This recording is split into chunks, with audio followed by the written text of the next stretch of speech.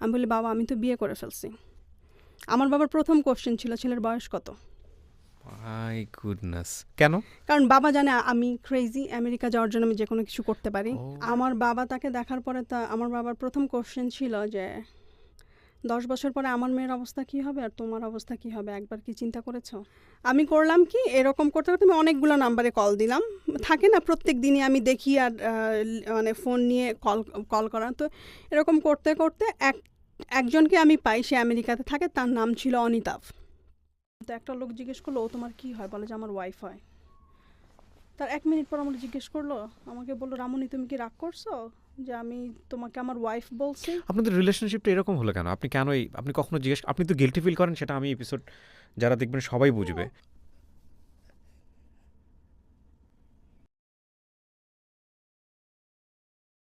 প্রিয় দর্শক এবং শ্রোতা, মূল ভিডিওটি শুরু করবার আগে আপনাদের সবার জন্য একটি গুরুত্বপূর্ণ তথ্য দিতে চাই।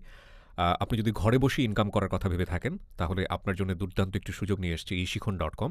eShikhon.com দিচ্ছে নামমাত্র মূল্যে অনলাইন লাইভ ক্লাসের সুযোগ। eShikhon-এ রয়েছে web design, graphic, hacking, digital marketing সহ 31টি ফ্রিল্যান্সিং কোর্স। লাইভ কোর্স ছাড়াও রয়েছে ভিডিও কোর্স এবং ডিভিডি। এইচএসসি, ভর্তি পরীক্ষা, বিসিএস কোর্সগুলোও জনপ্রিয়তা পাচ্ছে eShikhon-এ। সারা দেশে রয়েছে eShikhon-এর 70টি এজেন্ট সেন্টার। eShikhon.com ওয়েবসাইট থেকে রেজিস্ট্রেশন করে ভর্তি হয়ে যান আপনার কাঙ্ক্ষিত কোর্সে। আর বিস্তারিত আরও যদি জানতে চান, তাহলে ভিডিও ডেসক্রিপশনে লিঙ্ক দেওয়া আছে, আপনি লিঙ্কে ক্লিক করে ওদের ওয়েবসাইটে যান এবং টু বি অনেস্ট, ওদের ওয়েবসাইটে গেলে আপনি ইমপ্রেস হয়ে যাবেন।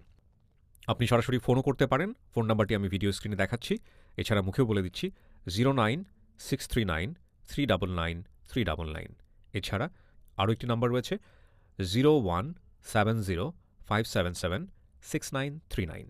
এবার চলে যাচ্ছি আমরা মূল ভিডিও। প্রিয় দর্শক এবং শ্রোতা, আসসালামু আলাইকুম। আশা করছি ভালো আছেন সবাই। দোয়া এবং শুভকামনা জানিয়ে শুরু করছি স্টুডিও অফ ক্রিয়েটিভ আর্টসের আরও একটি উদ্যোগ, লাইভ।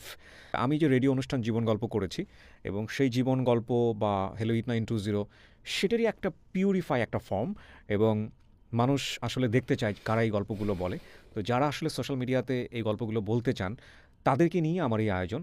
এবং অবশ্যই বরাবরের মতো যে কাজটি আমি করেছি, সবসময় করি, সেটা হলো একটা পুরো গল্প শোনার পরে বা একটা পুরো গল্প দেখার পরে যে মেসেজটা আমরা চাই, সেই মেসেজটা আছে কিনা। আমার সঙ্গে যিনি আছেন তার সঙ্গে আপনাদের পরিচয় করিয়ে দেবো।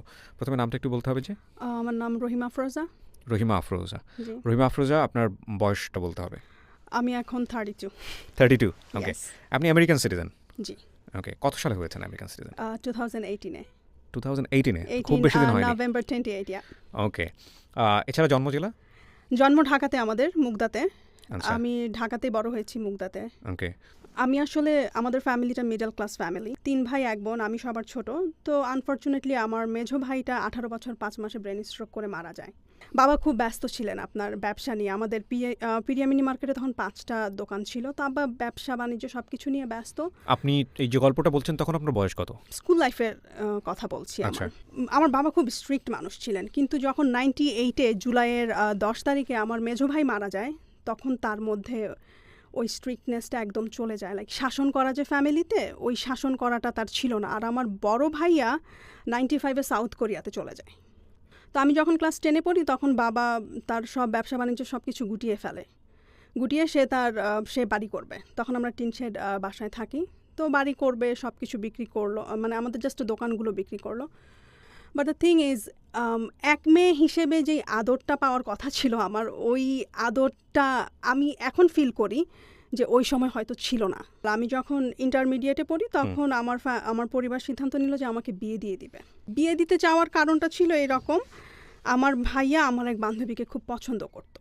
আচ্ছা। বাট পার্সোনালি আমার ফ্যামিলি চাইতো না যে ওই ফ্যামিলিতে ভাইয়া বিয়ে করুক। তো এইটা নিয়ে আমার ফ্যামিলি ভেটো দেয়, আমিও ভেটো দেই যে না, ও আমার বান্ধবীকেই কেন বিয়ে করতে হবে। ওকে। তো যাই হোক, তখন আমার ছোট ভাই আমার সাথে অনেক খারাপ ব্যবহার করা শুরু করলো। তো এইরকম অবস্থা দেখে আমার বাবা সিদ্ধান্ত নিল যে সে আমাকে বিয়ে দিয়ে দিবে। তো ইন্টার আমি কমপ্লিট করলাম। কমপ্লিট করার পরে অনেকজনই দেখতে আসে।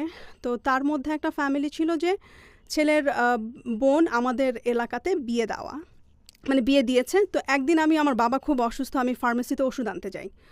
তো তখন ছেলেপক্ষের বেয়াই সে আমাকে দেখে। তো দেখার 2 দিন পরেই সে আমাদের বাসায় বিয়ের প্রস্তাব পাঠায়। তারপরে তারা আসলো, আমার স্পষ্ট মনে আছে, ডিসেম্বরের 30 তারিখ 2008 সালে আসলো তারা আমাকে দেখতে। দেখে তাদের পছন্দ হলো। ডিসেম্বরের 31 তারিখে আমার বিয়ের দিন তারা ঠিক করলো। জানুয়ারির 3 তারিখে আমার বিয়ে হবে। কারণ হচ্ছে ছেলে আমেরিকাতে থাকে, ছেলের হাতে বেশি সময় নাই, কি বলে এটাকে, ছেলেকে চলে যেতে হবে। হোয়াট ইজ ইউর রেসপন্স, মানে হোয়াট ওয়াজ ইউর রেসপন্স? আমার রেসপন্স ছিল যে বাবা মা যেইটা সিদ্ধান্ত নিবে আমি সেটাই করব। মানে হয় না ওই টিনেজ বয়সে তো আমরা অনেক সময় ফলিং থাকি কারো না কারো প্রতি বা ওরকম না, ওই রকম কখনো ছিল না। ছিল না? ওকে। না, জানুয়ারির 3 তারিখে আমার বিয়ে হলো। বিয়ে হয়ে গেল? বিয়ে হয়ে গেল, কিন্তু আমার বাবা যেই একটা ভুল করলেন, ছেলের বাড়ি ঘর কোথায়, ছেলে কি করে না করে কিচ্ছু দেখলেন না। ছেলে আমেরিকাতে থাকে সেইটাই। কারণ ছোটবেলা থেকে তার ইচ্ছা ছিল, আমি প্যান্ট শার্ট পরতে খুব পছন্দ করতাম, তো তার ইচ্ছা ছিল যে তার মেয়েকে সে আমেরিকাতে বিয়ে দিবে। আমার বাবাও আমেরিকাতে ছিল 4 বছর। আপনি প্যান্ট শার্ট পরতেন এই কারণে? হ্যাঁ, আমার বাবার মেন্টালিটি ছিল যে আমি বাইরের কান্ট্রিতে সেটেল হতে চাই, প্যান্ট শার্ট পরি অলওয়েজ। আমার মেন্টালিটি একটু ডিফারেন্ট, আমাকে সে বাইরে বিয়ে দিবে, বাইরের ছেলে দেখে। বিয়ের গাড়িতে করে যখন ওর বাসার কাছাকাছি এসে সে আমাকে বলছে, তুমি কি হেঁটে যাবে না রিকশায় যাবে আমাদের বাসায়? তো আমার না জিনিসটা কেমন যেন খটকা লাগলো। তখন তাদের বাসা ছিল মানিকদি। তো গাড়ি মেইন রোড থেকে নেমে এমন চিপা রাস্তা, 5 মিনিট হেঁটে যাওয়া লাগবে, ইদার রিকশায় যাওয়া লাগবে। আর রিকশায় যদি যাই আমি, তাহলে ওই রাস্তা দিয়ে একজন মানুষ পার হতে, মানে পাস করতে পারবে না।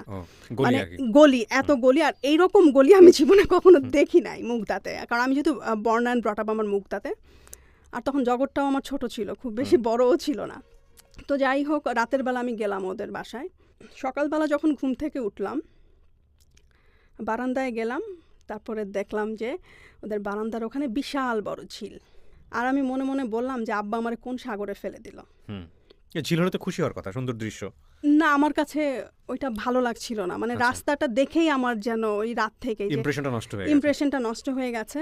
লাইক আমি ছোটবেলা থেকে আমার যেরকম ড্রিম ছিল যে বিশাল বড় বাসা হবে, সব কিছু সুন্দর ঝকঝকে তকতকে হবে, একটা ড্রিম থাকে না মেয়েদের, যে আমার শ্বশুর বাড়িটা এইরকম হবে। হ্যাঁ, না, ড্রিম বয় বাদই দিলাম, বাট শ্বশুর বাড়িটা অনেক সুন্দর হবে, আমার বিয়েটা অনেক ধুমধাম করে হবে, বাট সেটা হয় নাই। ছোটোখাটো একটা অনুষ্ঠান করে জাস্ট দিয়ে দেওয়া। আমাদের রিলেটিভস কেউ যদি তার সাথে কথা বলতো না, সে একই কথা বলতো যে আমি তো বিয়ে করতে চাই নাই, আমার ফ্যামিলি আমাকে জোর করে বিয়ে করিয়ে দিয়েছে। এটা মানে ছেলেটা বলতো সব সময়। তো আমি একদিন না খুব রাগ হয়ে ওকে বললাম যে এটা তো দরকার কি ছিল। তো পরে আমি জানতে পারি এজ গ্যাপ কত ছিল তখন, ওর সাথে আমার এজ গ্যাপ ছিল 9 ইয়ার্সের। পরে আমি শুনতে পারি যে আমাকে যেদিন সে বিয়ে করে, মানে যেদিন আমাদের বিয়েটা ঠিক হয়, 31শে ডিসেম্বর থেকে 3 জানুয়ারি পর্যন্ত তাকে রুমে অলমোস্ট নজরবন্দি করে রাখা হয়। তারপরে সে আমাকে বিয়ে করতে আসে। ও ওখানে আমেরিকাতে একটা মেয়েকে পছন্দ করে, সিলেটি মেয়ে। ওই মেয়েকে যদি বিয়ে করে তাহলে তাদের সাথে যোগাযোগ করবে না, তারা তাদের ছেলেকে লুজ করবে। এটা আপনি শুনেছেন? শুনেছি। আমি মনে হয় বিয়ের 3 দিনের দিনই আমাকে রান্নাঘরে ঢুকিয়ে দেওয়া হয়েছে। ও যাওয়ার মনে হয় 3-4 দিন আগে একটা মেয়ে ফোন করেছে, আমি ফোনটা ধরলাম। ধরার পরে ওকে চাইলো, আমি ওকে দিয়ে দিলাম। আমি কখনো মানে প্রশ্ন করি নাই যে মেয়েটা কে অথবা কোনো কিছু, ওগুলো আমার মাথাতেই ঢুকে নাই। আর আমার চিন্তা ছিল যে ও তো বাইরে পড়াশোনা করে, মেয়ে ফ্রেন্ড থাকতেই পারে, এটা স্বাভাবিক। তখনও পড়ছিল? হ্যাঁ, তখনও পড়ছিল কমিউনিটি কলেজে। কী সাবজেক্ট নিয়ে পড়ছিল আমি জানি না। ফোনে মানে 24 আওয়ার্সের মধ্যে সে 10 আওয়ার্সই ফোনে কথা বলতো। আমার না ভাল লাগতো না, এতক্ষণ ফোনে কথা বলা কেমন না, আমি তো ইউজ টুও না। সম্পর্ক মানে খারাপ পর্যায়ে, তার সাথে কথা বলে আমার আর মিল ছিল না কোনো কিছু। আর আমিও আসলে অ্যাকচুয়ালি হ্যাপি না। তার মেন্টালিটি আমার মেন্টালিটি মনে হয় যে 2জন ভিন গ্রহ থেকে আসছে এরকম। তো একদিন সে আমাকে ফোনে বলতেছে যে তোমার মতো পাগলের আমেরিকাতে জায়গা নাই। তো এই কথাটা না আমার মাথায় খুব লেগেছে। তখন আমি ওকে বললাম যে তোমার কি এমন আমেরিকা, আমি আফরোজা একদিন গিয়ে দেখিয়ে দিব। এটা বলে আমি ফোন রেখে দিছি। তারপর যাই হোক, 2 ফ্যামিলির মতামতে আমাদের ডিভোর্স হয়ে যায়। কি বলেন? ওই আমেরিকাতে থাকলো, আপনি বাংলাদেশে থাকলেন, হ্যাঁ, মাত্র 14 দিনের সংসার ডিভোর্স হয়ে গেল? ডিভোর্স, হ্যাঁ, 6 মাসের মাথায় ওর দুলাভাই আমাদের বাসায় ডিভোর্স লেটার নিয়ে আসে। মানে ডিভোর্সের জন্য কি আপনি নিজে প্রিপেয়ার ছিলেন বা এরকম একটা হতে চাচ্ছে? আমি মেন্টালি প্রিপেয়ার ছিলাম, আসলে আমি মেনে নিতে পারছিলাম না। ডিভোর্স হয়ে যাওয়ার পরে এখন আমার মাথায় একটাই পোকা যে নো ম্যাটার হোয়াট আমার আমেরিকায় যেতে হবে। আচ্ছা, তো আপনার ফার্স্ট জামাই যিনি আপনার মাথায় ঢুকিয়ে দিয়েছেন এই সেন্টেন্সটা, তোমার মতো মানুষের আসলে আমেরিকাতে জায়গা নাই, পাগলের আমেরিকাতে জায়গা নাই। আচ্ছা, তো তারপর আমি চিন্তা করলাম যে কিভাবে আমি আমেরিকা যাব। আর তখন সবসময় তাহাজ্জুদে নামাজ পড়তাম আর আল্লাহর কাছে কান্নাকাটি করতাম, আল্লাহ তুমি আমাকে একটা ওয়ে দেখিয়ে দাও। তারপর আমি না প্রথম আলো পত্রিকা আমাদের বাসায় রাখতো, তো ওখানে ওই যে পাত্র চাই পাত্রী চাই কলামটা আছে না, আমি প্রত্যেক দিন ওই যে পাত্র চাই বিদেশে থাকে, আমেরিকা, এগুলো দেখা শুরু করলাম। মানে আমাকে যেভাবেই হোক আমেরিকা যেতে হবে, যেতে হবে এবং যাওয়ার রাস্তা হচ্ছে আমেরিকান একটা পাত্রকে বিয়ে করতে হ্যাঁ হবে। আমেরিকান পাত্রকে বিয়ে করতে হবে। তো আমি করলাম কি, এরকম করতে করতে আমি অনেকগুলো নাম্বারে কল দিলাম, থাকে না প্রত্যেক দিনই আমি দেখি আর মানে ফোন নিয়ে কল করা। তো এরকম করতে করতে একজনকে আমি পাই, সে আমেরিকাতে থাকে, তার নাম ছিল অনিতাভ। তো তার সাথে আমি বাইরে প্রথমে দেখা করি। তখন কি লেখাপড়া বন্ধ আপনার? তখন আমার লেখাপড়া বন্ধ, হ্যাঁ ডিভোর্সের পর আমি পড়াশোনাটা স্টপ করে ফেলি। তো সে আমার সাথে দেখা করলো, সে আমাকে পছন্দ করলো, তার বয়স অনেক বেশি ছিল, 55+। তো সে আমার বাসায় প্রস্তাব পাঠায়, ঠিক আছে। নিশ্চয়ই আগে বিয়ে শাদী করা ছিল? না, বিয়ে শাদী করেন? নো। আচ্ছা। তার মুখে না অনেক বসন্তের দাগ ছিল, বাট সে যখন ইয়াং ছিল তার চেহারা একদম ডুপ্লিকেট অমিতাভ বচ্চনের মতো ছিল। সে আমাকে তার ইয়াং কালের ছবি দেখিয়েছে, মুখে কি একটা স্কিনের প্রবলেম হয় এরকম, মুখটা কেমন যেন লাইক আপনি নিজে দেখলে নিজেও ভয় পেয়ে যাবেন, এইরকম তার চেহারা। তো আমাদের বাসায় যখন বিয়ের প্রস্তাব নিয়ে আসলো, আমার বাবা যখন ওনার চেহারাটা দেখলেন, উনি তার সাথে ওনার একটা ফ্রেন্ডকে নিয়ে আসছিলেন, ঠিক আছে। ফ্রেন্ডকে নিয়ে আসলেন, আসার পরে তো আমার বাবা ওনার ফ্রেন্ডকে বললেন যে ওর জায়গা যদি আপনার মেয়ে থাকতো তাহলে আপনি কি এই লোকটার সাথে তাকে বিয়ে দিতেন? তো সে বলল যে না চাচা, আমি যদি আপনার পজিশনে থাকতাম আমি দিতাম না। তো যাই হোক, আলটিমেটলি ওই রিলেশনটা আর কন্টিনিউ হলো না। আপনার টার্গেট ছিল যেভাবেই হোক আমাকে যেভাবে হোক আমার আমেরিকায় যেতে হবে। বুঝতে পারছি আমি। তারপরে আমি কি বলে এটাকে, আমি ওই ভাইয়াটার ফোন নাম্বার রেখে দিলাম, ওর যে বন্ধুটাকে নিয়ে আসছে সাথে, ওই বন্ধুটাকে আমি বলছি যে ভাইয়া যেভাবে হোক, উনিও আগে আমেরিকাতে ছিল, ওনার নাম বাবুল ভাই।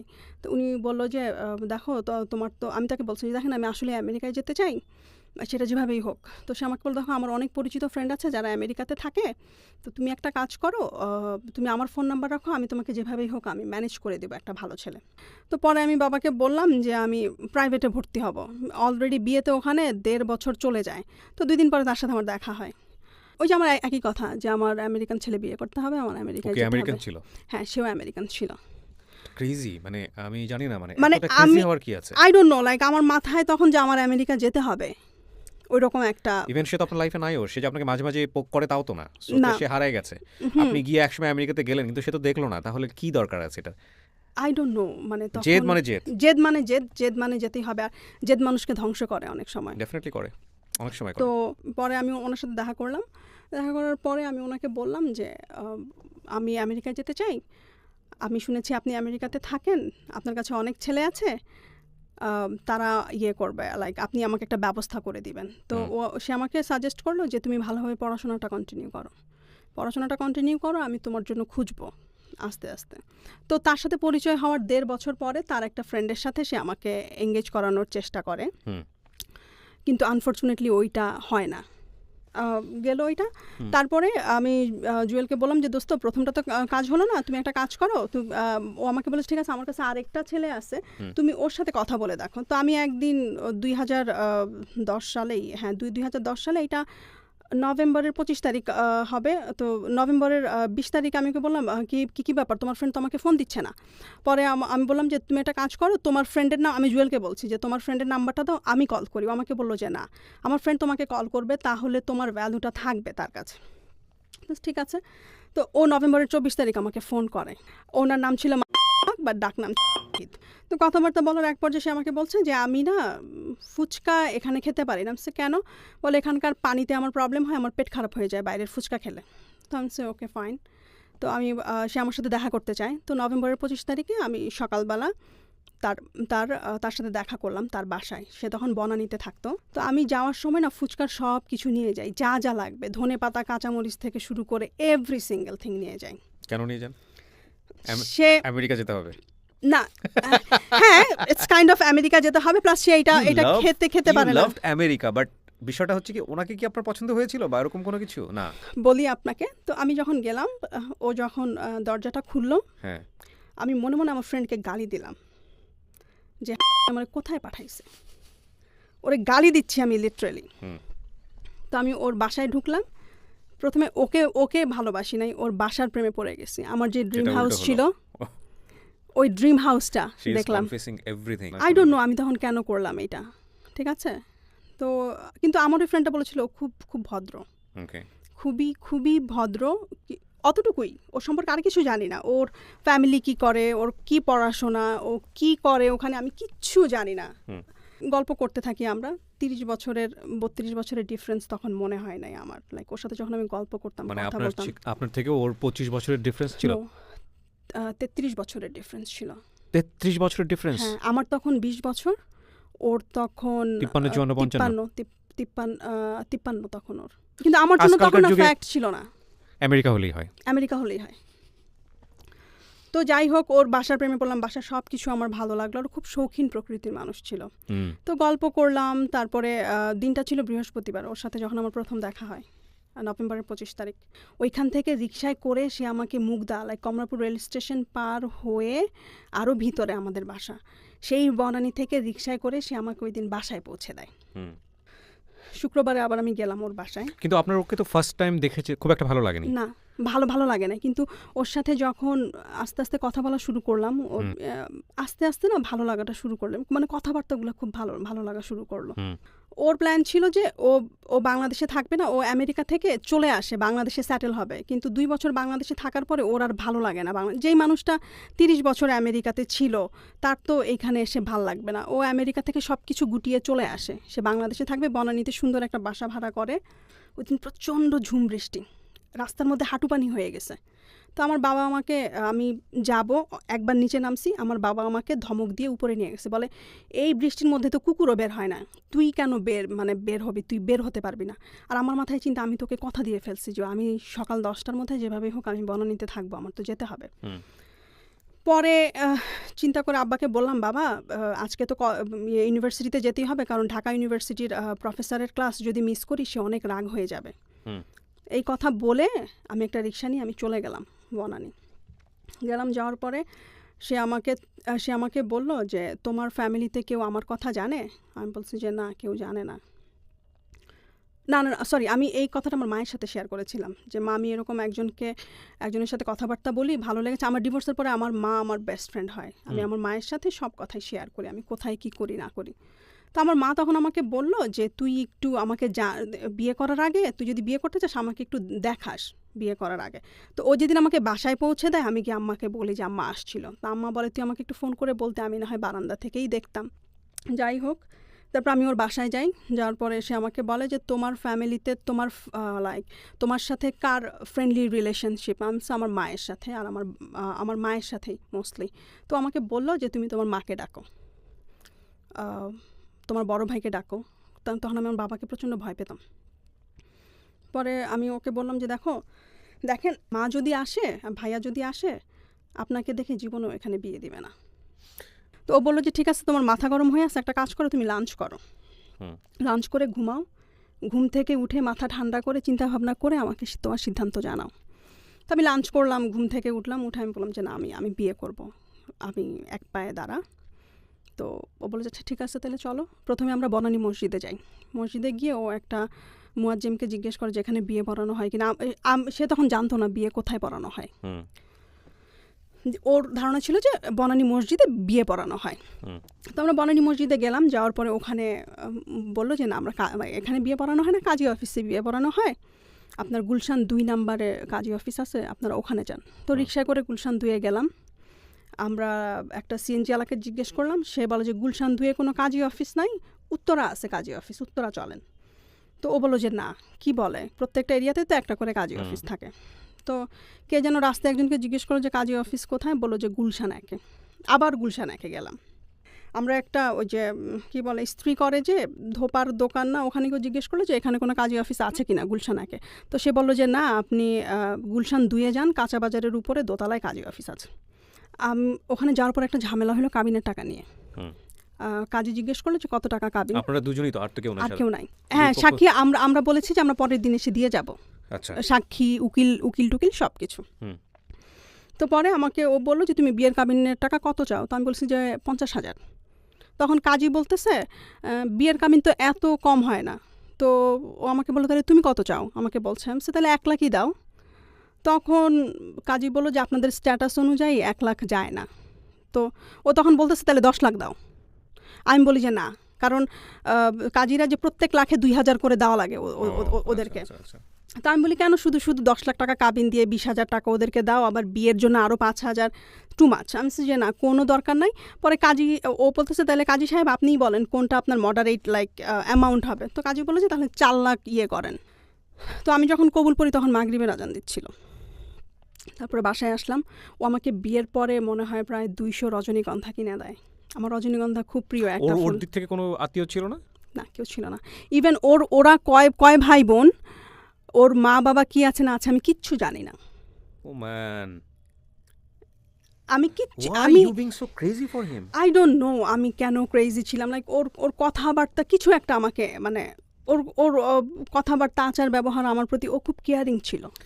আপনারা যারা গল্পটা শুনছেন বা দেখছেন তাদের অনেকেরই আমি বারবার বলছি যে ওনাকে জাজ করতেছেন।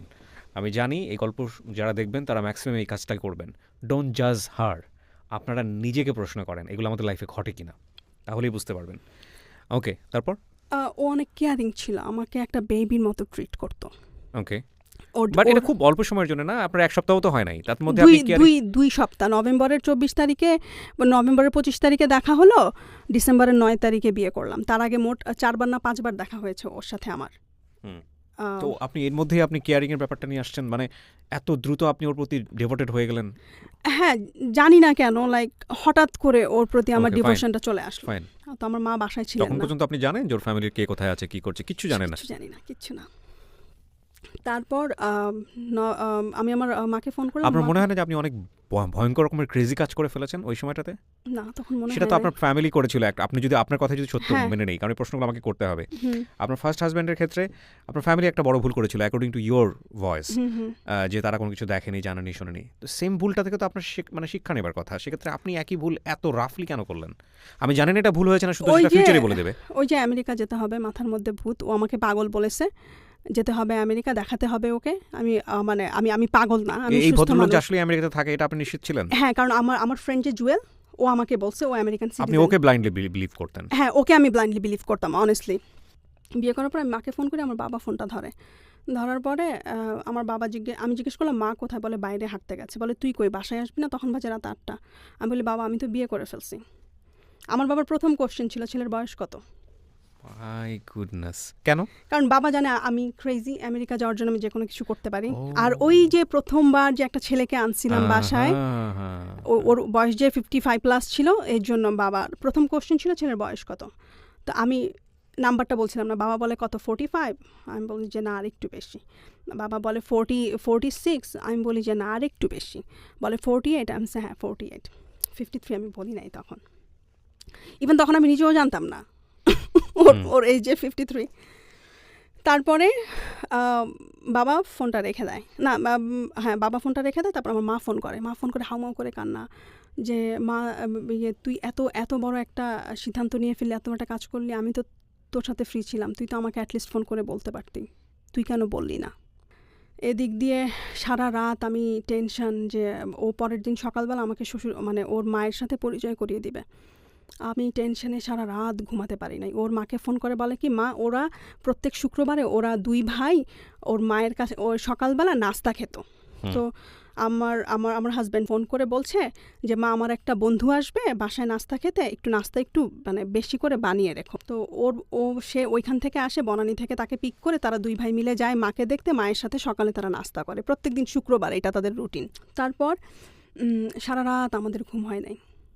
এই ভদ্রলোককে আগে বিয়ে করেছিলেন? না, কখনো না। কোনোদিন করেন নাই? না। তখন পর্যন্ত আপনি জানতে পেরেছেন যে কেন বিয়ে করেনি?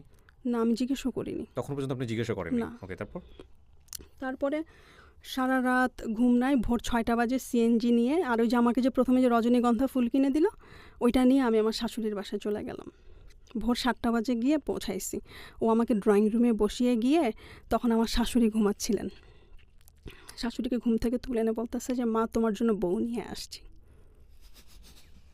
আমার মনে হচ্ছে আমার আমি শাশুড়ি ক্যামেরা থেকে পালাই যাই, cause I am feeling you, এবং পুরো গল্পটা চোখের সামনে ভাসতেছে। ওকে, তারপর আমার শাশুড়ির রুমে আমাকে নিয়ে গেল, নিয়ে তার বিছানার পাশে একটা চেয়ার ছিল, ওখানে আমাকে বসালো। আমার শাশুড়ির হাত পা খুশিতে কাঁপতেছিল। ও খুশিতে? খুশিতে। আমার শাশুড়ির হাতে একটা চুড়ি ছিল। তো সে হজ থেকে 6টা চুড়ি নিয়ে আসে তার 6 ছেলের বউয়ের জন্য, কিন্তু বইয়েরটা দেওয়া এটা হয় হজ না। থেকে না, সৌদি আরব থেকে এনেছে। সো আই এম সরি, আমরা যেটা করি আর কি, হ্যাঁ, you are right, you are absolutely right. আমরা হজে গেলে এই হজে গেলে জিনিসগুলো হ্যাঁ, করি। তো হজে যখন যায় সে 6টা বইয়ের জন্য 6টা চুড়ি নিয়ে আসে। হ্যাঁ। তো এই চুড়িটা প্রথমে ওর ছোট বোনকে দিয়েছিল। আমার শাশুড়ি বলেছিল যে কখনো বিয়ে করে তাহলে আমার পক্ষ, আমি যদি বেঁচে না থাকি, আমার পক্ষ থেকে এই চুড়িটা আমার ছোট ছেলের বউকে দিও। সে অনেক দূরদর্শী মহিলা ছিলেন। মানে বিষয়টা এরকম দাঁড়িয়েছে যে আমার ছেলে বিয়ে করেছে, এটাই সবচেয়ে খুশির খবর। হ্যাঁ। কাকে করেছে, কি করেছে সেটা ফ্যাক্ট না। সেটা ফ্যাক্ট না। তারপরে সে একে একে আমার সব ভাসুরদেরকে ফোন দেয়। তার আইকিউ লেভেল খুব ভালো ছিল। ওরা সব ভাই বোন আমেরিকা কানাডাতে স্যাটেল। নাস্তা করতে বসলাম, আমার শাশুড়ি না খুশিতে খেতে পারছে না। সে টেবিলে বসে আল্লাহর হাতে 2 হাত তুলে কি যে দোয়া আমাদের জন্য যে তার ছেলে বিয়ে করছে, এটাতেই অনেক খুশি। তো তারপর আমরা একসাথে নাস্তা করলাম। নাস্তা করে তারপরে আমার হাজব্যান্ড বলল যে আমাদের একটু কাজ আছে মা, আমাদেরকে যেতে হবে। তো ও এর মধ্যেও আবার ছবি তুললো। আচ্ছা, এখানে আমার প্রশ্ন হচ্ছে যে আপনার হাজবেন্ডের জায়গা থেকে কোনো প্রবলেম ছিল না, না, তাহলে আপনার হাজবেন্ডের পক্ষ থেকে তো কেউ থাকতে পারতো আপনাদের বিয়েতে। ও না একটু ইন্ট্রোভার্ট টাইপের ছিল। ও না সারপ্রাইজ দিতে খুব পছন্দ করতো। ওকে। তো আমি বাসায় আসলাম। আমরা, আপনি বিয়ের আগে কখনো জিজ্ঞেস করেননি যে তোমার ফ্যামিলিতে কোনো প্রবলেম হবে কিনা আমাকে নিয়ে? সে বলছে যে না। আমি যখন জিজ্ঞেস করলাম বলে যে না, কোনো প্রবলেম হবে না। এই জন্য এটা আমার লাইফ, তারপর? লাইক আমার জীবন, আমি সিদ্ধান্ত নিব। কে কি মনে করলো না মনে করলো সেটা আমার দেখার বিষয় না। ওকে। তো সন্ধ্যাবেলা আমি ওনাদের বাসায় যাই। বাসায় যাওয়ার পরে কিছুক্ষণ বসার পর আমি আমার বাবার বাসাতে যাই আমার হাজব্যান্ডকে নিয়ে, প্রথমবার বিয়ের একদিন পরে।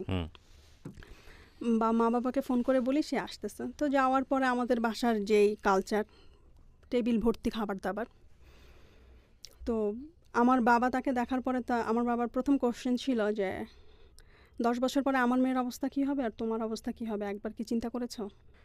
তো ও কি উত্তর দিয়েছে আমি জানি না, পরে আমি শুনেছি যে আমার বাবা ওকে প্রথম এই কোশ্চেনটা করার পরে পরে আমি আমার জামা কাপড় সব কিছু গুছাচ্ছি। আমার বাবা এসে ওর সাথে কিছুক্ষণ কথা বললো। এসে দরজার সামনে বলতেছে যে ও একটা পাগল, ওর সাথে তুই জীবনে কখনো সংসার করতে পারবি না। এটা ছিল আমার বাবার প্রথম কথা আমার সাথে আমার বিয়ের পরে।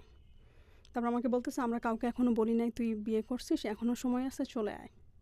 তারপর আমি আমার বাবাকে বলি যে না, আমার বিয়ে হয়ে গেছে, আমার পক্ষে সম্ভব না ফিরে আসা। এটা বলে তারপর আমার কাপড় চোপড় নিয়ে আমার মায়ের সাথে অনেকক্ষণ কান্নাকাটি করে আমি সারা রাস্তা কাঁদতে কাঁদতে আসি বনানীর বাসায়। তো যাই হোক, এইটার পর থেকে না ও আর কখনো আমাদের বাসায়, মানে আমি যে যাব ওইটাও সে পছন্দ করতো না। মানে ওর ওই কথাটা খুব খারাপ লেগেছে আমার বাবা ওকে যে কথাগুলো বলছে। তো দেখা গেল যে আমার বিয়ের 1 মাস পরে আমাদের রিসেপশন হয়। রিসেপশানে ওদের ভাই বোন মোটামুটি সবাই চলে আসে কানাডা আমেরিকা থেকে। খুব সুন্দর একটা আমরা ঘরোয়া পরিবেশ, শুধুমাত্র আমার ফ্যামিলি মেম্বার আর ওর ভাই বোনেরা, বাইরের কেউ ছিল না। বাইরের লোকের মধ্যে ছিল শুধুমাত্র আমার উকিল বাবা। 2 মাস বনানীতে থাকার পরে সে আমেরিকাতে চলে যাবে। আমরা সব কিছু হোম বাউন্ডের থ্রুতে কি বলে লাস ভেগাসে পাঠিয়ে দিব। সে লাস ভেগাসে বাড়ি কিনে সে আর বাংলাদেশে থাকবে না। তো সব জিনিসপত্র হোম বাউন্ডের থ্রুতে আমরা পাঠিয়ে দিই লাস ভেগাসে। তো সে মার্চ মাসে চলে যায় বিয়ের 3 মাস পরেই। তো আমি বিয়ের 2 মাস বনানীতে থাকার পরে 1 মাস আমি আমার শাশুড়ির সাথে থাকি। তো আমার শাশুড়িকে আমার খুব ভালো লাগে। এত সুন্দর, এত ভালো মানুষ আমি মনে হয় আমার জীবনেও দেখি নাই। কারণ আমার তো তিক্ত অভিজ্ঞতা ছিল আমার প্রথম শাশুড়ির সাথে। তো আমার শাশুড়িকে মনে হয়েছে সে আমার জীবনে আমার একটা ফেরেস্তা, এরকম মনে হয়েছে। ওকে। তো আমি আমার শাশুড়ি খুব অসুস্থ, আমি তার টেক কেয়ার করি। সে আমাকে খুব ভালোভাবে অ্যাকসেপ্ট করে। আর আমি যখন ওনার টেক কেয়ার করি তখন সে আমাকে একটা কথা সবসময় বলতো। আমি যখন আমার ছেলেকে বলতাম যে বাবা তুমি কবে বিয়ে করবে, তখন আমার ছেলে আমাকে উত্তর দিত এমন এক মেয়েকে বিয়ে করবে যেই মেয়ে তোমার টেক কেয়ার করবে। আর মাথার মধ্যে একটা জিনিসই কাজ করতো যে আমি তো কয়েকদিন পরে আমেরিকা চলে যাব, তাহলে তো আমি আমার শাশুড়ির সেবা যত্ন করতে পারবো না। তো যতটুকু পারি আমার শাশুড়ির আমি সেবা যত্ন করে যাই। আর ওভার দ্য ফোনে অল দ্য টাইম বলতো যে নিজের উন্নতির জন্য কিছু করো, পড়াশোনা করো, এইটা করো ওইটা করো। আমি না শুনতাম না ভাইয়া তখন। ওর কথা ছিল যে তুমি কেরিয়ার ওরিয়েন্টেড হও, জীবনে কোনো কিছু করো, আমেরিকায় এসে তুমি পড়াশোনা করো। আর ওর একটা কথা ছিল যে তুমি অনেক ইয়াং, আমি জানি। বাংলাদেশে থাকাকালীন সে আমাকে বলতো যে তুমি অনেক ইয়াং, আমি জানি তুমি আমার সাথে থাকবে না সারা জীবন। তুমি যখন কলেজে যাবে, পড়াশোনা শেষ করবে, ভালো চাকরি করবে, তখন আমি দেখে শুনে একটা ভালো ছেলে থেকে আমি তোমাকে বিয়ে দিয়ে দিব। ও মাই গড।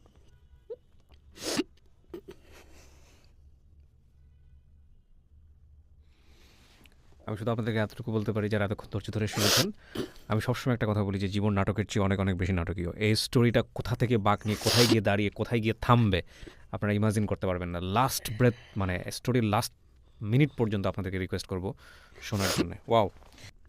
তখন ওই যে মাথায় ছোট, আমি বেবি, লাইক সবাই প্যাম্পার করতো অনেক, আর প্রত্যেক বছর শ্বশুরবাড়ি থেকে প্রচুর গিফট পেতাম আমি।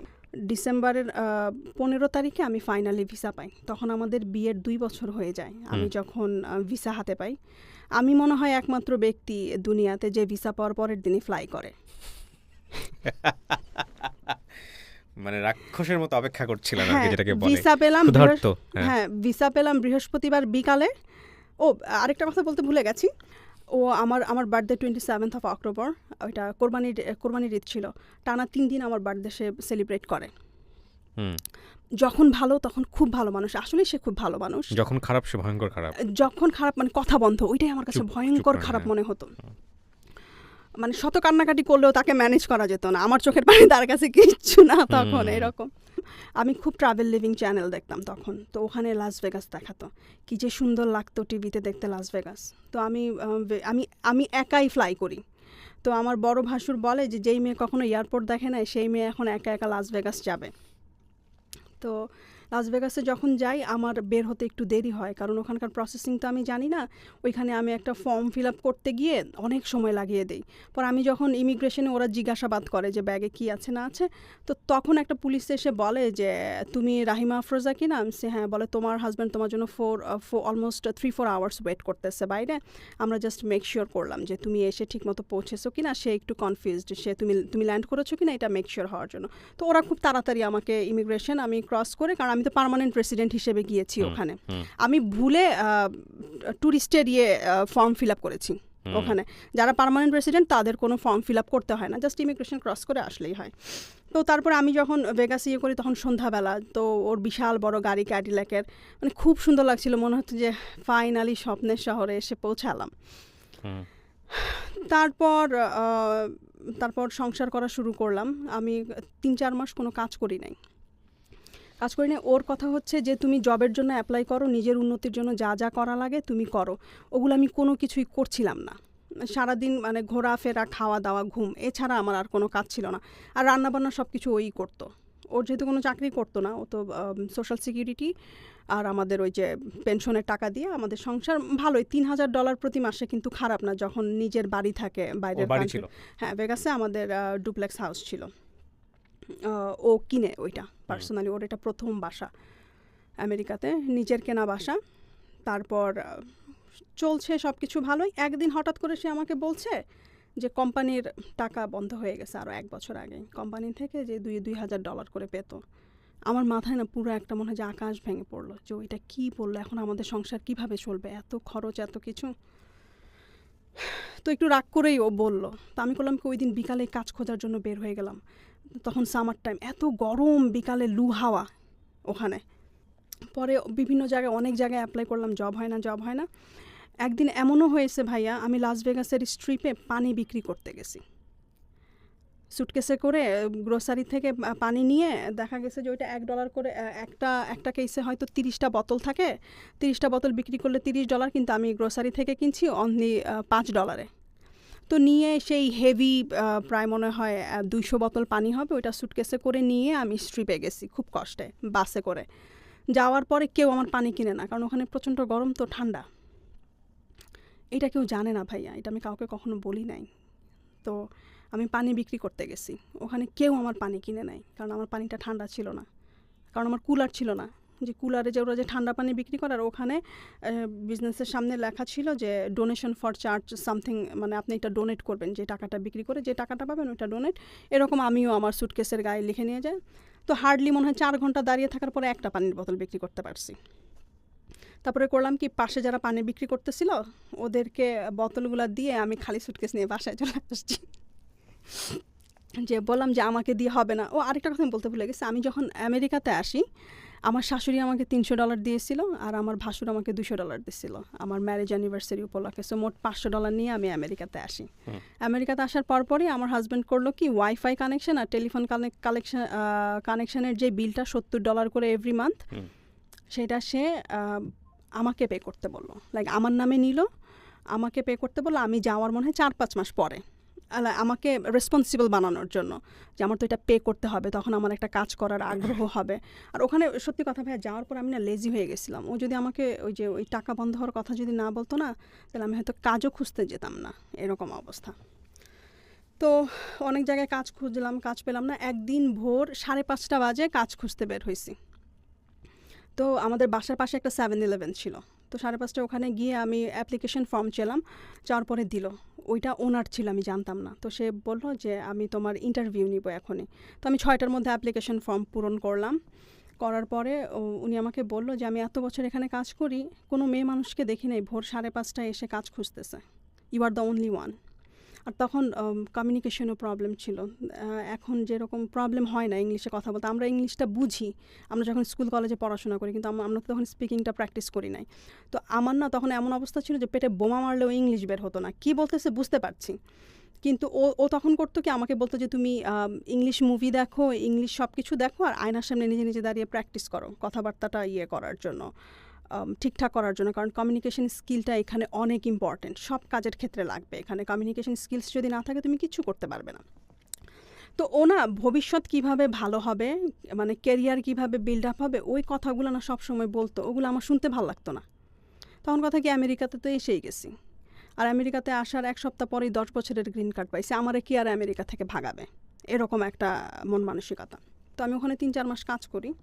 কাজ করার পরে হঠাৎ করে আমার হাজব্যান্ড 2013 সালের 10ই অগাস্ট স্ট্রোক করে।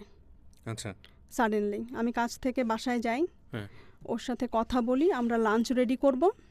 এমন সময় হঠাৎ করে ও বলতেছে ওর প্রচণ্ড ঘাম দিচ্ছে আর মানে গরম লাগছে। ও বলতেছে আমার শরীরটা খুব খারাপ লাগছে। আমি ফ্যান ছেড়ে দিছি ভাই, তারপরে দরদর করে ঘামাচ্ছে। তারপরে বাথরুমে গেল, প্রচণ্ড তার মাথা ব্যথার চিৎকার। স্ট্রোক হওয়ার 3 দিন পরে ও ফুললি কোমাতে চলে যায়। প্রায় 3 দিন কোমাতে থাকে। তো তখন ডাক্তার আমাকে বলছে যে এখন সব কিছু আল্লাহর হাতে, ওকে আমরা কোনো ওষুধ দিতে পারছি না, ব্লাড থিনার অথবা কোনো কিছু। কারণ ব্লাড থিনার দিলে দেখা যাবে যে ব্রেইনে ব্লিডিং হওয়া শুরু করবে, আবার এদিক দিয়ে ব্লাড থিনার যদি না দেয় তাহলে হার্ট অ্যাটাক হওয়ার পসিবিলিটি আছে। আমাদের হাতে কোনো কিছু নেই, সব কিছু আল্লাহর হাতে। দেখেন, মিরাকেলের জন্য অপেক্ষা করেন যদি কোনো মিরাকেল ঘটে। তো তখন আমি করলাম কি, সারাক্ষণ ওর হাত ও তখন আইসিইউতে, আর আইসিইউতে শুধুমাত্র ওয়াইফকে অ্যালাউ করে ওখানে ওরা। তো আমি আইসিইউতে ওর হাত ধরে সারাক্ষণ বসে থাকতাম আর শুধু আল্লাহকে ডাকতাম। আর আমি যখনই নামাজ পড়তাম তখনই আল্লাহকে একটা কথা বলতাম যে আল্লাহ, আমি যাতে ওর সেবা যত্ন করে কবরে যেতে পারি, ও যতদিনই বাঁচে আমি যাতে ওর টেক কেয়ারটা করতে পারি। তারপরে ওর আত্মীয় স্বজন সবাই যায় 1 by 1 আমাকে টেক কেয়ার করার জন্য। বাট আমি টানা মনে হয় 25 দিন হসপিটালে ছিলাম ওর সাথে। টানা 25 দিন হসপিটালে থেকে বাসায় আসি, তখন হাতের অবস্থাও খারাপ, আমার একটা জবের দরকার। তখন বাঙালি এক ভদ্রলোক, ওখানকার কমিউনিটি লিডার, সে আমাকে তার অফিসে একটা জব দেয় 25 ঘন্টা। আর লাস ভেগাসে না প্রথম 6 মাস 1 বছর ফুল টাইম জব পাওয়া অনেক টাফ, ওখানে অ্যাভেলেবল না জবের। নিউ ইয়র্কে যেরকম জব অ্যাভেলেবল, বাট লাস ভেগাসে ওই রকম না, জব অ্যাভেলেবিলিটি খুবই কম। তারপরে যাই হোক, ওকে হসপিটাল থেকে আনার পরে ওকে হসপিটাল থেকে আনার মনে হয় 1 সপ্তাহ পরেই আমি কাজে জয়েন করি ওই বাঙালির অফিসে। তো এই জিনিসটা না ও পছন্দ করতো না যে আমি বাঙালিদের সাথে কাজ করি। আচ্ছা। ও বলতো যে বাঙালিদের সাথে কাজ করলে তুমি কোনো কিছু শিখবে না। তো তারপর যাই হোক, ওর ব্রেন স্ট্রোক হওয়ার পরে ও বাসায় আসার পরে না মানে কেমন যেন হয়ে যায়, ওর কোনো কিছু বললেই অনেক রাগ হয়ে যায়। মানে ভালো কথা বললেও সে আমার মানে কেমন যেন একটা বিরক্তিকর একটা ভাব, এইটা ওইটা। তো তারপরে একটা সময় আমাদের যখন ঝগড়া তুমুল পর্যায়ে চলে যায়, তো আমরা আলাদা রুমে থাকা শুরু করি। কারণ ও কেন রাগ করতো সেটা তো জানতাম না কখনোই আমি। তো আলাদা রুমে থাকা শুরু করি। আলাদা রুমে থাকা শুরু করার পরে এরকম করে প্রায় 3 থেকে 6 মাস চলে যায়। হঠাৎ করে 2014 সালের মে মাসের 14 তারিখ আমার শাশুড়ি মারা যায়। আমার শাশুড়ি মারা যাওয়ার পরে ওর মধ্যে আমি আরও চেঞ্জ দেখতে পাই। তারপরে ও বাড়িটা বিক্রি করে দেয় হঠাৎ করে, লাস ভেগাসের বাসাটা। সে লাস ভেগাসে থাকবে না। তো ওইটা নিয়ে আমাদের মূলত অশান্তি ফ্যামিলিতে, যে আমি এত কষ্ট করে কাজ করি, বাজার করি, সব কিছু করার চেষ্টা করি। তো তারপরে আমরা বাড়ি বিক্রি করে মোটেলে উঠি। ঠিক আছে, মোটেলে উঠি। ওর কথা ছিল যে ও লাস ভেগাসের কোথায় ঘুরতে যায় নাই, ওর শখ ছিল আমাকে নিয়ে লাস ভেগাসের গ্র্যান্ড ক্যানিয়ন দেখা, এইটা দেখা, ওইটা দেখা, সব কিছু ঘুরবেও। তো আমাকে বলে তুমি জবটা ছেড়ে দাও, জবটা ছেড়ে দিয়ে আমরা একটা কাজ করি। তখন আমি একটা ফুল টাইম জব পাই গ্যাস স্টেশনে, ফুল টাইম ক্যাশিয়ার, মোটামুটি ভালো ইনকাম করি। প্রত্যেক মাসে $3,000 $2,000 এরকম ইনকাম হয় সব কিছু নিয়ে। তো আমাকে বলে কাজটা ছেড়ে দাও, আমরা 2 সপ্তাহ ঘুরবো, ঘুরে টুরে তারপর আমরা মিশিগানে শিফট হবো। তো আমি ওর ওই কথাটাতে আমি রাজি হই না। আমার কথা কি যে কাজ করে নেই, টাকা সেভ করে নেই, কারণ মিশিগানে গিয়ে কখন জব পাবো, কি পাবো না পাবো তার তো কোনো নিশ্চয়তা নাই, সব তো আনসার্টেনিটি সবখানে। ঝগড়া লাগার এক পর্যায়ে সে আমাকে বলতেছে তুমি যদি আমার সাথে মিশিগান যেতে চাও তোমার আজকে রাতে জব ছাড়তে হবে। আমি বলছি যে না, আমি জব ছাড়বো না, তুমি একটা কাজ করো, অ্যাড্রেস লিখে দিয়ে যেও আমাকে, আমি পরে গিয়ে তোমার সাথে জয়েন করবো। পরে আমি কাজে চলে গেলাম এই কথা বলে। ভাই আমি এসে দেখি যে সে নাই মোটেলে, সে চলে গেছে আমাকে ছেড়ে। তারপরে যাই হোক, সে যখন আমাকে ছেড়ে চলে যায়, আমি ওকে ফাইন্ড আউটও করি, ওকে অনেক বুঝাই, অনেক ইয়ে করি, কিন্তু ওই যে ও অনেক অভিমানী। ওর অভিমানের কারণগুলো, রাগের কারণগুলো আমি বুঝতাম না তখন বোঝার বয়সও হয়তো ওইরকম ছিল, but mentality I don't know তখন আমার কি হয়েছে। তখন আমার 22 বছর বয়স। তো ওকে আমি অনেক বুঝালাম, তো ও বুঝলো না। পরে আমি দেখলাম যে না, এখানে আসলে হবে না, ওর সাথে আর মনে হয় কন্টিনিউ করা হবে না আমার। তো এটা চিন্তা করে আমি ওকে যেই হোটেলে ফাইন্ড আউট করলাম ওই হোটেলে ছেড়েই আমি চলে আসলাম। চলে এসে আমি বললাম যে এইখানে আসলে ওর মেমোরি নিয়ে না আমি থাকতে পারবো না, আমার পক্ষে থাকা সম্ভব না। তো তখন ওর একটা বন্ধুর বউ ছিল, নিউ ইয়র্কে থাকে, ওই যে মাঝে মাঝে যে ও জ্বালা যন্ত্রণা করতো, আমি ওনার সাথে আমি গিয়ে করতাম। মানে ওর অভিমান, এত রাগ যে কোনো কারণে। তো আমি ওই আপাকে বলতাম সবসময়, ওর ফ্রেন্ডের ওয়াইফ, ওর ফ্রেন্ড মারা গেছে, তো আমি আপাকে বলতাম যে আপা আমি কী করবো, আমার কিছু ভালো লাগে। তো সে আমার বলতো যে তুই নিউ ইয়র্কে চলে আয়, নিউ ইয়র্কে অনেক অপরচুনিটি, কিছু না কিছু তুই অনেক ভালো করতে পারবি নিউ ইয়র্কে। তো ও যখন আমাকে ছেড়ে চলে গেল, তো আমি করলাম কি, আমি নিউ ইয়র্কে মুভ হয়ে গেলাম 2 দিন পরেই। নিউ ইয়র্কে মুভ হয়ে গেলাম, স্ট্রাগলের লাইফ শুরু হলো। আর এতদিন তো ছিলাম নিজেদের বাসায়, ছোটোবেলা থেকে শ্বশুরবাড়ি পর্যন্ত নিজেদের বাসায়, নিজেদের সব কিছু, একটা কর্তৃত্বের একটা ভাব ছিল, রাইট? যখন মানুষের বাসায় থাকতে গেলাম ভাইয়া, এই তো এখন মানে বাস্তবতায় পাড়া দিলাম। তো নিউ ইয়র্কে এসে অনেক কষ্ট করি, সত্যি কথা। কি বলে এটাকে, আমি প্রথমে ডাঙ্কিন ডোনাটে জব করতাম, ডাঙ্কিন ডোনাটের জবটা ছেড়ে দিয়ে, ওটা অনেক কষ্টের ছিল রাতের বেলা। তারপরে ড্যালি গ্রোসারিতে কাজ করি। আমি মোস্টলি ভোর 5টায় উঠতাম, 4টায় উঠতাম, 4টায় উঠে রেডি হয়ে 5টায় বের হয়ে যেতাম। ভোর 6টা থেকে কাজ, 6টা থেকে 3টা পর্যন্ত কাজ করতাম, 3টা পর্যন্ত কাজ করে আবার 6টা থেকে রাত 9টা পর্যন্ত নার্সিংয়ের ক্লাস করতাম। তার মধ্যে আমার তার সাথে কোনো যোগাযোগ নাই। তো হঠাৎ করে 2016 সালে সে আমাকে ফোন করে, প্রায় 2.5 বছরের গ্যাপে। 2.5 বছর কোনো কমিউনিকেশন ছিল না? কোনো কমিউনিকেশন ছিল না। আমি ফোন করি আমার ইয়ের জন্য, সার্টিফিকেটের জন্য। তো আমি বললাম যে আমার সার্টিফিকেটগুলো দাও, কারণ আমি তো সব কিছু মুভ করে ফেলছি মিশিগানের বাসায়। তো সার্টিফিকেটগুলো লাগবে, আমি পড়াশোনা কন্টিনিউ করতে চাই। তো ও আমাকে বলল যে সার্টিফিকেটগুলো, আর বেসমেন্টে পানি ঢুকেছিল, আর ওখানে অনেকগুলো জিনিসপত্র নষ্ট হয়ে যায়, আমারও অনেক ইম্পর্টেন্ট কাগজপত্র নষ্ট হয়ে গেছে। তো এইভাবে কথা বলা শুরু। তারপরে ও জিজ্ঞেস করলো যে তুমি কিভাবে এইখানে কি করো। তো আমি যে ফুল টাইম জব করতেছি, পড়াশোনা সব কিছু মিলিয়ে এইরকম চলছে।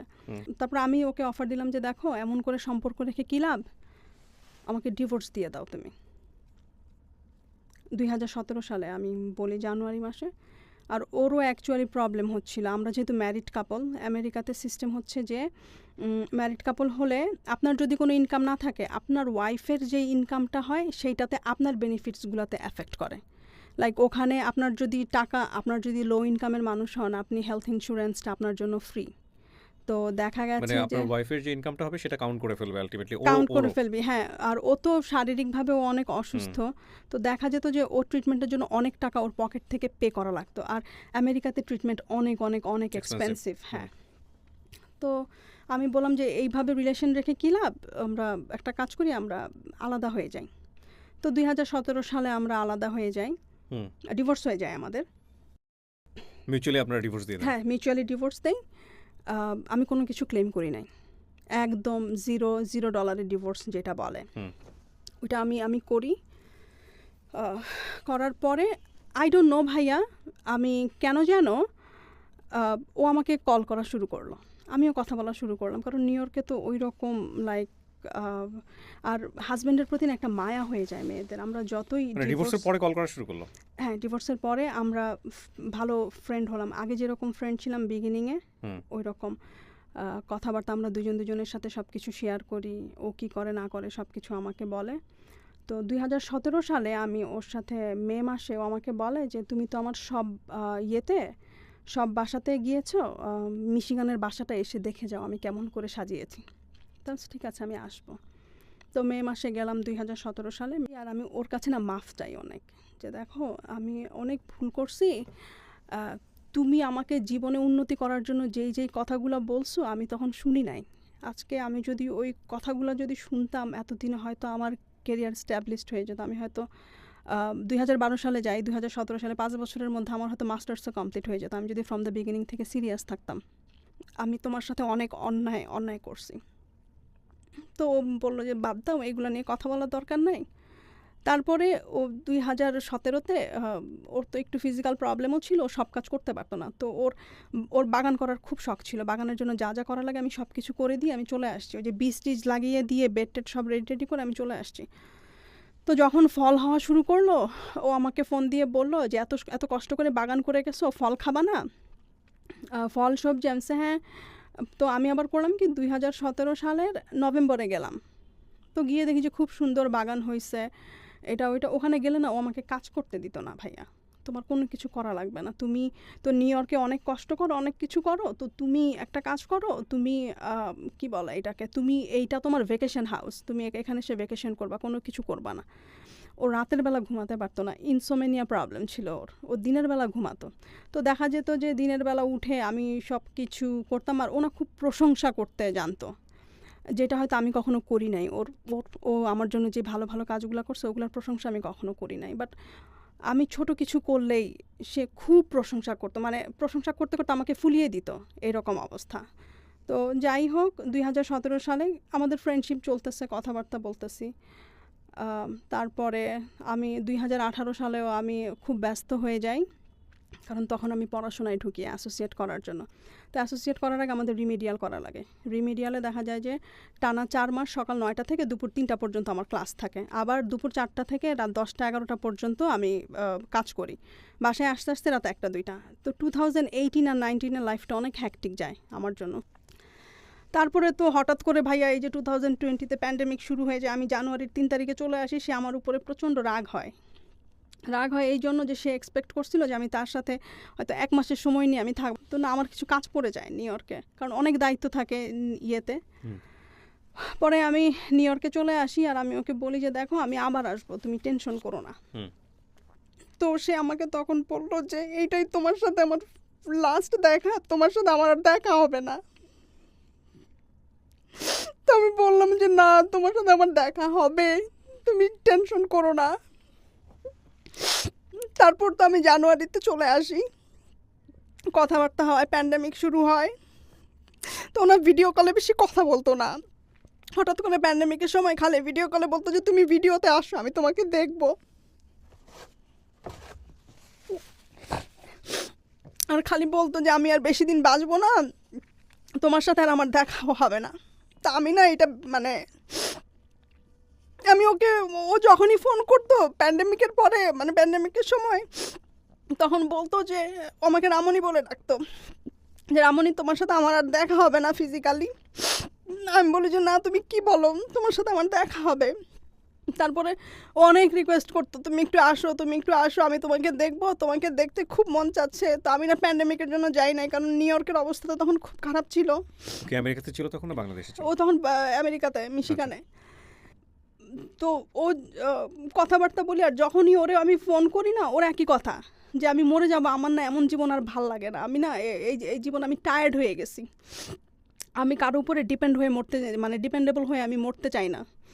আমি কি বলে, আমি হঠাৎ করে মানে মরতে চাই। মারা যাওয়া টেক কেয়ার করতো কেউ সময়? কেউ তো না, নিজে জিনিস নিজেই করতো, নিজে করতো সব কিছু। আর ওকে আমি বলছি, ও অনেকবার হসপিটালে গেছে, 2019-এও 2020-তেও। তো আপনাদের মধ্যে এত ভালো বন্ডেজ, তাহলে আপনি কেন ওর পাশে ছিলেন না ওই সময়টাতে?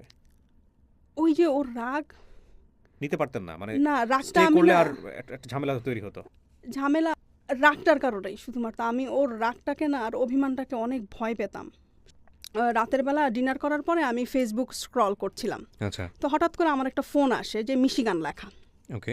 তো ও আমাকে বলছিল যে আমি হসপিটালের ইমার্জেন্সি কন্ট্যাক্টে তোমার নাম দিয়ে রাখছি। তো আমি মনে করছি যে হয়তো ও আইসিইউতে, হয়তো আমাকে ওইখান থেকে ফোন দিয়েছে মিশিগানে। তো আমি না ফোনটা ধরছি। ধরার পরে আমাকে একটা মহিলা বলতেছে যে my name is Rashima, do you know mister Haque? I say yes, and then she ask me like what's the relationship between you and him, and then আমি ওকে বলতেছি যে he is my ex husband. তো বলতেছে honey I have a bad news for you. That's what? He passed away yesterday Saturday evening at 6 o'clock. ও ভাইয়া বিশ্বাস করবেন না, আমার মাথায় না আকাশটা একদম ভেঙে পড়ছে মনে হয়।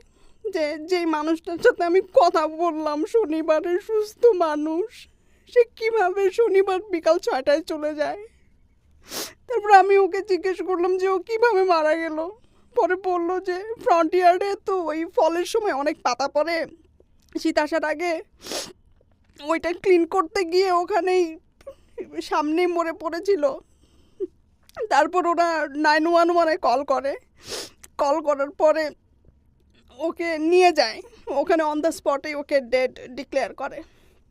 তারপরে আমি করলাম কি, সাথে সাথে ওর ভাই বোনদেরকে মেসেঞ্জারে নক করলাম, কেউ আমার ফোন ধরে না। ওর যে ইমিডিয়েট বড় ভাই এখানে থাকে, ওই ভাইয়া ফোন ধরছে। ভাইয়া বলি ভাইয়া তো নাই। বলে কি বলো? আমি বলি যে হ্যাঁ। বলে কীভাবে কী হয়েছে? আমি বলি ভাই আমি ডিটেলস এখন বলতে পারবো না, আমি রাখি। তারপরে ওর ভাবি আমার ফোন পে কল দিল, নিউ ইয়র্কে যে থাকে, সে ফোন দিয়ে বলতেছে যে এরকম তো কল আসছে। আমি তো মনে করছি জাঙ্ক কল, আমি জাঙ্ক কল মনে করে কথা বলি নাই, আমি রেখে দিছি। তারপরে যাই হোক, ওর ভাই বোনরা ওর একটা ভাইয়ের বউ চায় নাই যে আমি ওর ফিউনারেলে যাই। তো আমি তাকে বলছি যে ভাবি আপনারা যদি যান মিশিগানে আমাকে একটু নিয়ে যান সাথে করে, কারণ আমার তো মাথা কাজ করতেছে না। কি বলে, আমি ওকে শেষ দেখা দেখতে চাই। কারণ ও তো অনেকবার আমাকে যেতে বলছিল।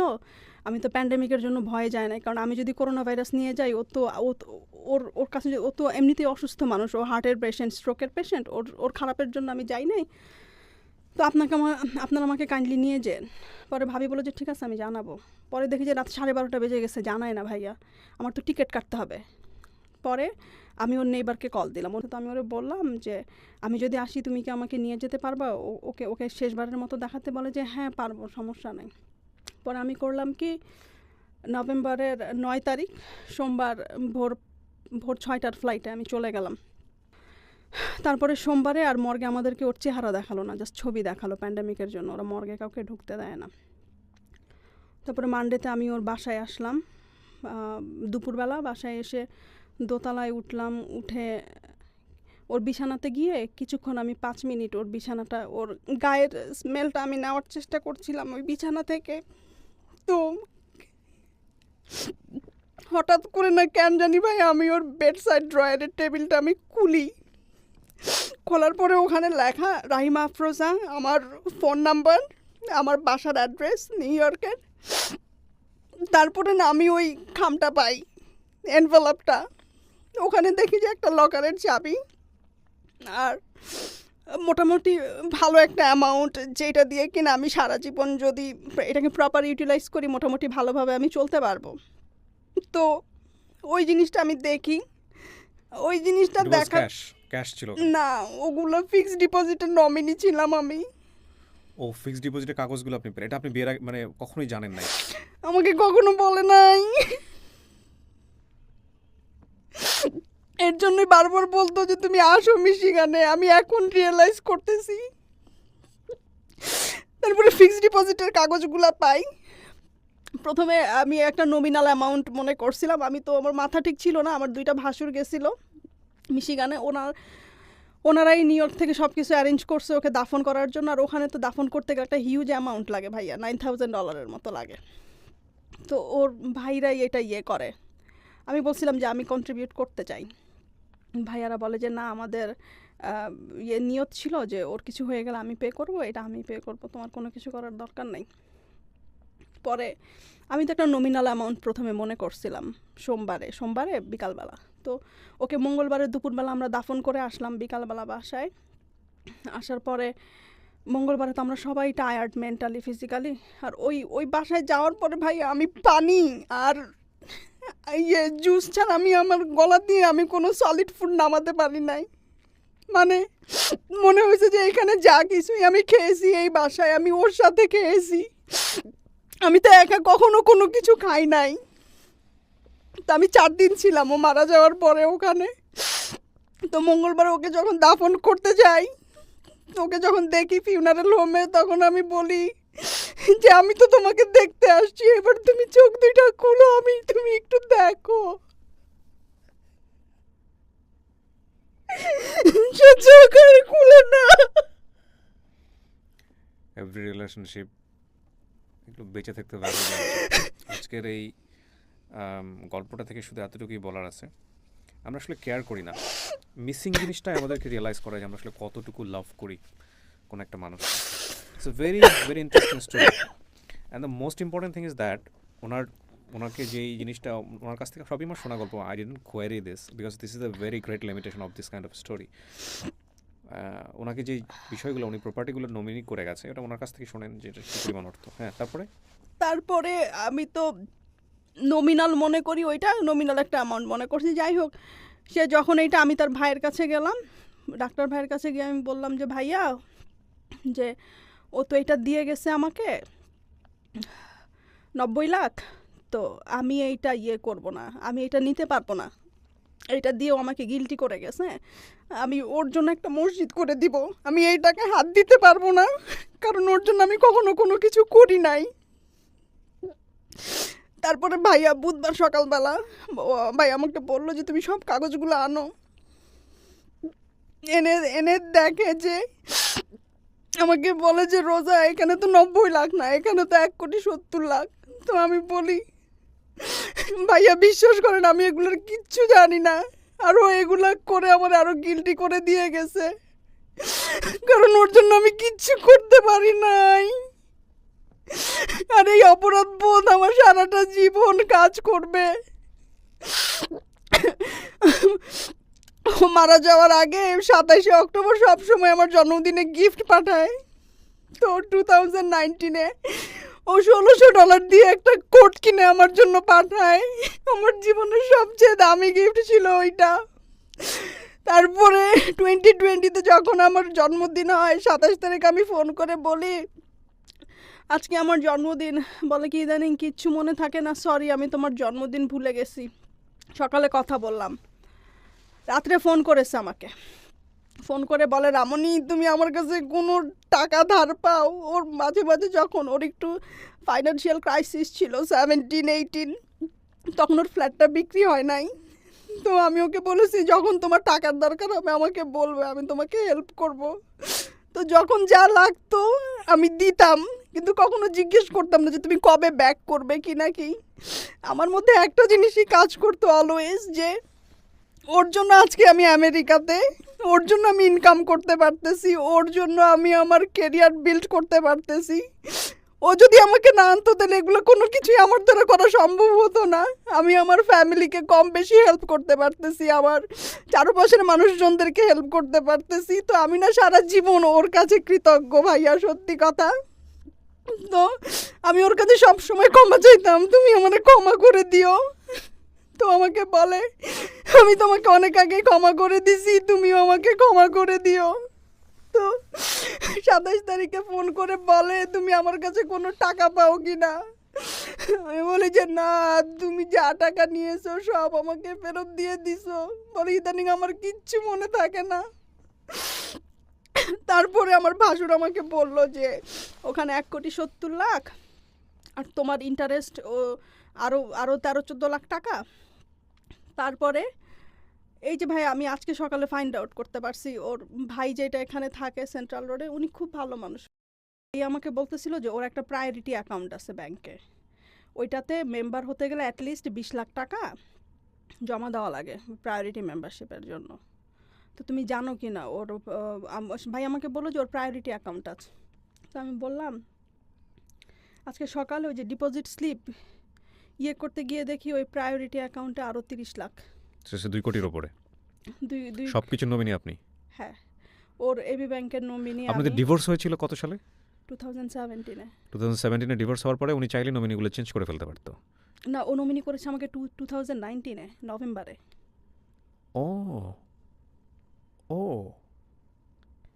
ওয়াও! এটা কোনো রিলেশনশিপ লাগে না বা কি হয় না, কিচ্ছু হ্যাঁ, লাগে না? ওখানে না সে আমাকে হাউস ওয়াইফ দিয়েছে। আচ্ছা। আর সে না এক্স ওয়াইফ কথাটা কখনো উচ্চারণ করে নাই। আমি এটা কিভাবে বুঝেছি, একদিন আমরা বাইরে রেস্টুরেন্টে খেতে গেলাম, তো টেবিল অনেক কম ছিল, তো আমরা একটা টেবিল শেয়ার করলাম। তো একটা লোক জিজ্ঞেস করলো, ও তোমার কি হয়? বলে যে আমার ওয়াইফ হয়। তার 1 মিনিট পর আমরা জিজ্ঞেস করলো, আমাকে বললো, রামুনি তুমি কি রাগ করছো যে আমি তোমাকে আমার ওয়াইফ বলছি? আপনাদের রিলেশনশিপটা এরকম হলো কেন? আপনি কেন আপনি কখনো জিজ্ঞেস, আপনি তো গিল্টি ফিল করেন, সেটা আমি এপিসোড যারা দেখবেন সবাই বুঝবে। ডেফিনেটলি আপনি গিল্টি ফিল করেন। কিন্তু আপনার এই সিচুয়েশন হওয়ার পেছনে যথেষ্ট কারণ ছিল। কিন্তু আপনার এই গল্প শুনে একটা শিক্ষা আমার নিশ্চয়ই এসছে, সেটা আমি শেয়ার করবো আমার দর্শকদের সঙ্গে। কিন্তু এই জীবনটা তো এরকম হওয়ার কথা ছিল না। এরকম কেন হলো? আপনার কি মনে হয়? না, ও আমাকে না জিজ্ঞেস করতো যে তুমি কেন সংসার শুরু করো না? তোমার তো জীবন পড়ে আছে, আমার তো জীবন শেষ, তুমি কেন শুরু করো না? তো আমি ওকে বলতাম যে ন্যাড়া বেলতলায় একবার যায়, আমি তো 2বার গেছি, আমার তো শিক্ষা হয়ে গেছে, আমার আর ইচ্ছা নেই। আমার মনে হয় কি যে সংসার করতে গেলে আবার আগে যেই প্রবলেমগুলো সাফার করছি, আবার যদি ওইরকম কিছু হয়, এখন একটা ভয় কাজ করে। এখন আর কাউকে বিশ্বাস করতে পারি না, প্রথম কথা। এই অর্থ আপনি এখন যে জীবনে আছেন বা আপনি যা করছেন, তাতে হয়তো এই অর্থের প্রয়োজন হবে না আপনার লাইফ সেটেল করার জন্য। কারণ আপনি নিজে না, ইনকাম করতে পারেন। উনার ফ্যামিলির দিক থেকে কি কোনো ধরনের কোনো চাপ আছে এই অর্থ না, নিয়ে? না, না, ওদের একটাই কথা, ওরা খুব ভালো মানুষ, এটা আমি বলবো। তারা আমার সাথে কখনো খারাপ কোনো কিছু করে নাই, আমার শ্বশুরবাড়ির লোকজন কখনোই না। আমার ভাসুর আমাকে বলছে যে এটা শেষ ইচ্ছা ছিল, আমরা ওর শেষ ইচ্ছার রেসপেক্ট করব, ওদের কারো কোনো সে নাই। It's a beautiful story. First of all, আপনি আপনার ইডিওলজি, আপনার এথিক্সের জায়গাটা থেকে আপনি যে কোনোভাবে এই গল্পটাকে মূল্যায়ন করতে পারেন। বাট আমি প্রথমে যে কথাটা বলেছি সেটা হচ্ছে, ডু নট জাজ দ্য গেস্ট। যিনি এখানে আসেন তাকে জাজ করবেন না। আপনি আপনার এই জায়গাটা থেকে কী নিলেন সেটাই হচ্ছে বড় কথা। আমরা আমাদের গল্পটার বিন্যাস এমনভাবে করেছি যাতে করে কাউকে এখানে হেয় না করা হয়, সবাই খুব রেসপেক্টের জায়গাটায় থাকেন। আমি একটা জিনিস বলতে পারি, সেটা হচ্ছে যে ওনাদের ভেতরের যে আন্ডারস্ট্যান্ডিংটা, যেটা সবচেয়ে ভালোভাবে গ্রো করেছে, সেটা হলো ডিস্টেন্স তৈরি হওয়ার পরে। এবং ওই একটা কথা আছে না যে আপনি আসলে যাকে ছাড়ছেন তাকে আসলে আসলেই ছাড়া উচিত কিনা, এটা অভিমানের পর্যায়ে বা রাগের পর্যায়ে গিয়ে ছাড়া কিনা, বা ছাড়লে আসলে স্টে করতে পারবেন কিনা, বা ছাড়ার পরেও ওই মানুষটা আপনাকে আসলে চায় কিনা, অত্যাবশ্যকীয় মানুষ কিনা, সেটা একটু ভেবে চিন্তেই তারপরেই ছাড়া উচিত। তো সেই জায়গাটা থেকে উনি যেটা বলেছেন, খুব সুন্দর করেই বলেছেন যে আমার বয়সটা অনেক অল্প ছিল, আমি বুঝতে পারিনি।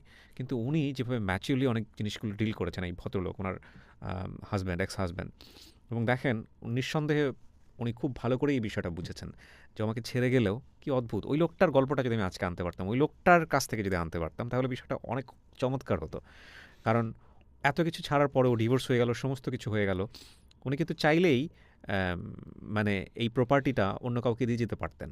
হ্যাঁ, ডিভোর্স হয়েছে মানেটা কি? তিক্ত সম্পর্ক আমরা যেটা জানি আমাদের সামাজিকতার জায়গাটা থেকে। কিন্তু তারপরেও সবচেয়ে কাছের মানুষের কাছেই সমস্ত প্রপার্টি, ওনার জীবনদশায় যা আছেন সমস্ত কিছু দিয়ে গেছেন। অদ্ভুত সুন্দর গল্প, আমার খুব ভালো লেগেছে। আপনি এত মানে ঘা তো খুব দগ্ধ ঘা, মানে কয়েকদিন আগের ঘটনা, যেটা বুঝতে পারছি। এই অবস্থায় আপনি হচ্ছে আমাদের শ্রদ্ধেয় গুরুজন, আমি বলি আমাদের বাদল সৈয়দ স্যার, তার সঙ্গে আপনার পরিচয় হয় ফেসবুকে, এবং উনি আমাকে রেফার করেন আপনার ব্যাপারে, এবং আপনি আসছেন আজকের এই গল্পটা বলার জন্য। আমি শুধু একটা প্রশ্ন করেই আজকের এই অনুষ্ঠানটা শেষ করতে চাই। আপনি গল্পটা কেন বললেন, এই গল্পটা? কারণ আপনার এই উত্তরের মধ্যেই অনেক বড় মেসেজ থাকবে, আমি বিশ্বাস করি। যেই যার উপরে রাগ হন, দুইজন মানে রাগের কি বলে এটাকে, সময়টা না খুব বেশি দীর্ঘ করবেন না। রাগ হওয়ার সাথে সাথেই জিনিসটা মিউচুয়াল আন্ডারস্ট্যান্ডিংয়ের ভিতরে সমাধান করার চেষ্টা করবেন। কারণ রাগ ও অভিমান না মনের মধ্যে পুষতে পুষতে একসময় এমন বড় হয়ে যায়, তখন এটা ডিভোর্সের আকারে চলে যায়। তো আমি বিশেষ করে মেয়েদেরকে বলবো যে কারো হাজব্যান্ড যদি ইন্ট্রোভার্ট টাইপের হয়, তাদের সাথে যাতে বেশি বেশি কথা বলে, তাদের সাথে যাতে ফ্রেন্ডলি হয়, হাজব্যান্ডদের সাথে যাতে ওপেন বুক হয়, স্পেশালি যারা ইন্ট্রোভার্ট টাইপের মানুষ, যারা কোনো কিছু কারোর সাথে শেয়ার করে না।